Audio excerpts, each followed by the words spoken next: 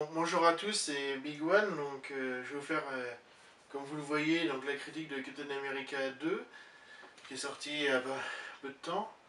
Donc, je vais d'abord commencer par parler du premier. Faut avouer, j'avais un peu peur parce que personnellement, je connaissais pas le perso et ça, je m'attendais à un truc un peu patriotique. C'est ce qui représente un peu d'une certaine manière, mais non, là, au moins, c'est bien quoi. Ils ont pas fait. On fait un peu moins ça, malgré que c'est des propagandes, etc. Machin. Moi, je vous le conseille vraiment beaucoup. Et puis l'ambiance est plutôt pas mal, quoi. Donc voilà, c'est fait.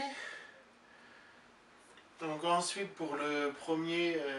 ouais, donc en gros, je vais faire un peu ces compléments par rapport à ce qu'a dit le Daron et Megiddo à propos de ça, quoi. Après, peut-être que les Voxmakers le feront, genre Sam Pseudo ou Michael J feront peut-être un truc, on verra bien. Ouais, voilà.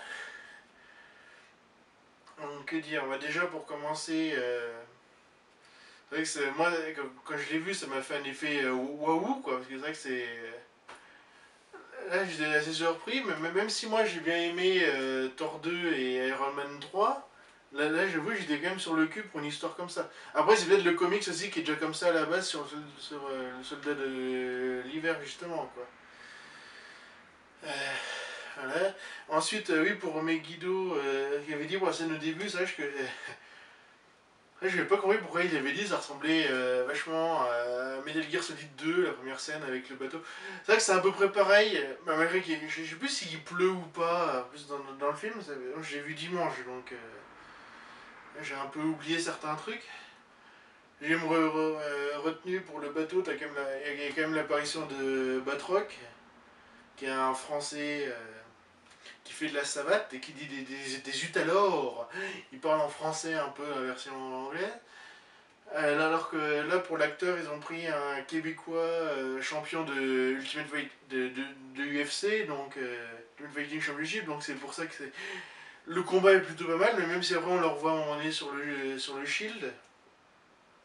Ensuite, donc il y a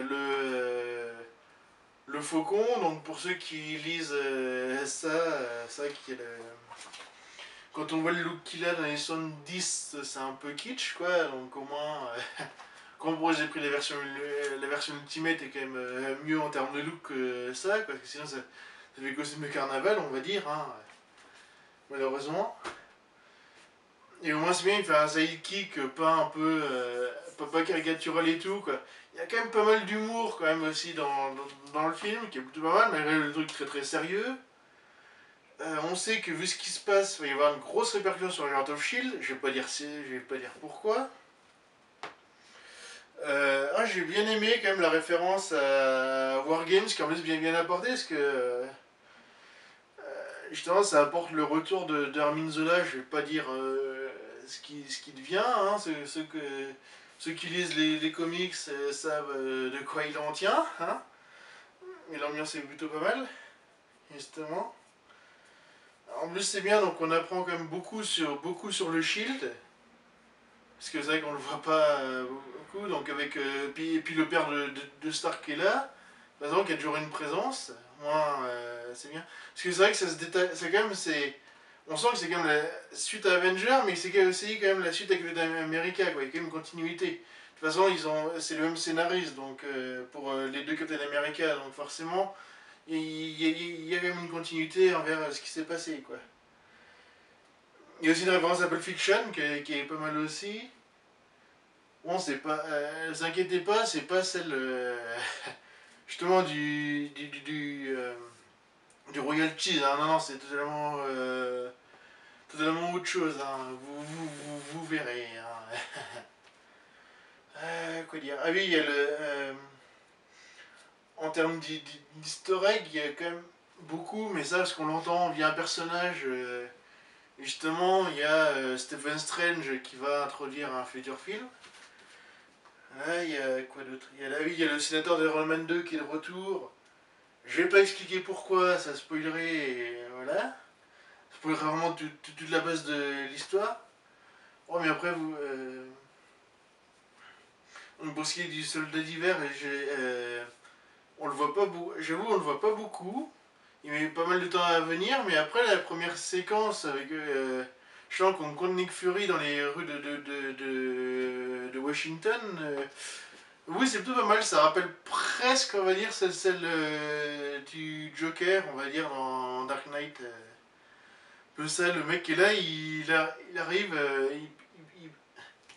Les gens du temps, ils parlent pas beaucoup, mais ça n'empêche pas d'avoir vachement de charisme, quoi. C'est ça, c'est. Ce qui fait peur, quoi. On sait pas. Vu qu'on sait pas qui il est, dans le film, il dit c'est une sorte de fantôme, machin. Donc voilà.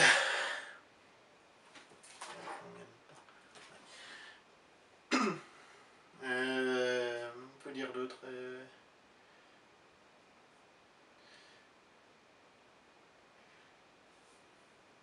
Ah oui, je peux pas parler pour tous les acteurs. C'est vrai que pour Black Widow, justement, pour Scarlett Johansson, là au moins c'est. Oui, donc comme j'ai dit, elle sert plus, il y a son background et tout. Mais moi, ça m'a fait un peu délirer parce que à chaque fois que je voyais Black Widow, j'avais l'impression de voir Dana Scully dans X-Files un peu. Mais bon, ça c'est plus mon délire perso, quoi. Ouais, voilà. Ah oui, il y a la 3D qui est vachement bien faite. De toute façon, après, j'ai vu les effets spéciaux sur la TV par ILM, donc forcément, c'est pas de la merde, hein. Voilà. Bon, bah, je vous conseille vachement de le voir, quoi, parce que c'est vrai que